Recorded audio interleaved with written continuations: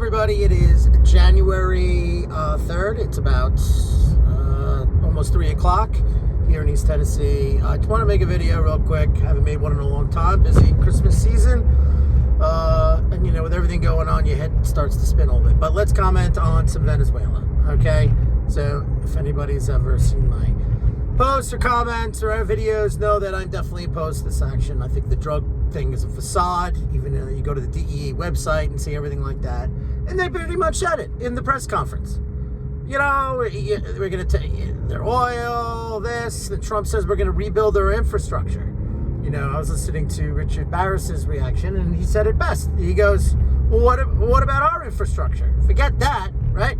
Let's float this $1.8 trillion deficit still, and we'll build the infrastructure of Venezuela, which, of course, will benefit American corporations and Western corporations, not the people of Venezuela nor the individuals here in the United States, because, believe it or not, the profit margins of American corporations are not exactly skimpy, okay? But there are other ramifications with this. You know, Ambassador Friedman pointed out a key point, and this is one that I had thought before I even heard that. You know, under the Biden administration, we saw the facilitation of the plans of BRICS and the roadmap they're going because they want to get away from American hegemonic power. Things like this are going to facilitate that even more, okay? It's going to facilitate that even more, okay? Are they going to be, is BRICS going to move to the way even tighter, something along the lines of the European Union? I doubt that. I think the whole point of what BRICS wants to do is more of a loose type of financial system, so one country cannot yield that power over the others who need to be in that financial system. So that is, you know, that is a huge consequence. Now, what's the deal? Who's in charge of Venezuela now? Now it's that vice president, or are they going to put it the other person who won the Nobel Peace Prize? You know, this was in plan in motion with that nonsense going on in the rigged. Shows you how the system is rigged behind the scenes. Okay, so you have that. Okay, what's going to happen next? Are they going to hold elections? Is there going to be instability? There are all sorts of paramilitary groups in Venezuela. What role do they play? Does this spread over into Colombia? They threatened Colombia in the last couple of days, whatever, and so forth, right? Okay, now we're going to cut off the oil to Cuba, okay, to the point, because Cuba is no longer a threat, no matter how much we like their government and their form of government.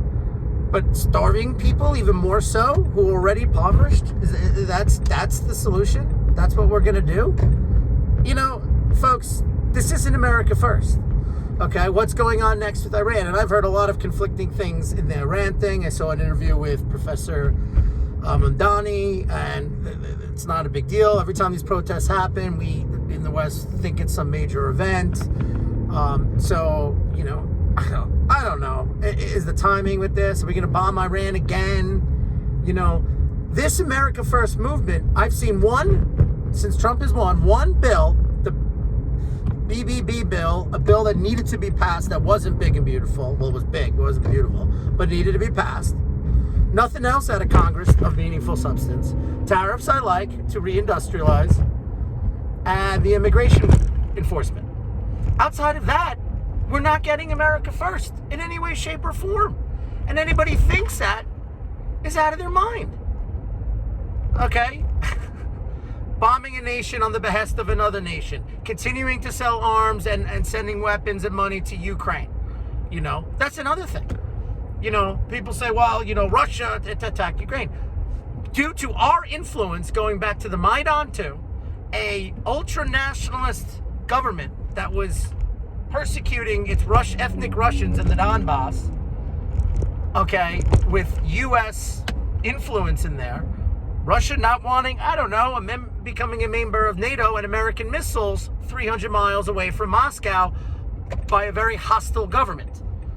So they took what they call was action to secure their own security. Venezuela is not a military threat, folks, in any way, shape, or form. It wasn't even a threat to Americans when it comes to the drugs, considering our drug problem. Just go to the DEA website. Not to mention, this is clearly unconstitutional. Article 2 power does not grant the president. He didn't even let the Gang of Eight know, from what I understand, before they made this action. Okay, did not let the Gang of Eight know. If you don't know, that's like the congressional leaders. When you're going to do an action like this, even though you didn't get a congressional vote, you at least give them a heads up. Okay, but President Trump did not do that, from what I understand. So not only is this not Article 2 power, you also have the issue of the War Powers Act of 1973. Immediate threat. There's no immediate threat. End of story. Republicans will be complicit. It is like, I don't know what happened to candidate Trump when he was, stepping up for the forgotten man and the true America First values. I understand he was more populistic tactically than ideologically. But clearly, he's been hijacked. Rubio, whatever. Now I'm even hearing rumors that we were even involved with the drone attack on Putin's residence. I don't know if that's true or not. But this is not what we voted for. This is the coalition that was formed with Trump, the young voters, younger working class, low propensity voters. They're not voting in the midterms. If I'm considering not voting in the midterms, having never missed an election, that tells you what these people are going to do, because they weren't even Republicans. But even true Republicans like myself, who are historically been America First, are like, this is not. I'm not going to reward this administration. I'm not going to award this, the people around him, the military-industrial complex, the neocons who behind the scenes oppose Trump. They hijacked it. Now, I don't know, maybe because he's in D.C. in a bubble, he's not getting the information. I hope people like J.D. Vance and Gabbard are pushing back. I don't know. But as right now, this is a bad politically, domestically. It is bad look for the United States. It is bad long-term. It could set us up for a problem. It is not America First. So I just wanted to put this quick video out and share it, and that's my position. I believe that's a position that you're going to hear a lot of. The cheerleaders who don't get the system, who claim to be America First, who are just conservative Republicans, they don't get it. But anyway, here's the other one more thought. What about the precedent that they don't like a leader like Bolsonaro? Let's say a Democrat saying, we don't like Bolsonaro, we'll just clip him out. Or how about the European Union saying, we'll take out Fico in Slovakia and Viktor Orban in Hungary, we'll just kidnap him. It's bad enough the European Union is run and it's non-elected, except for its parliament, but the real power rests with van der Leyen and the European Commission. So this facade of democracy and all this stuff, it's just nonsense. It's geopolitics to fuel the elites and their agenda. And that's it. So, hope everybody has a great rest of the weekend. I hope their New Year's been doing well, and I hope to put out a video sometime next week. All right? Have a great weekend. Bye.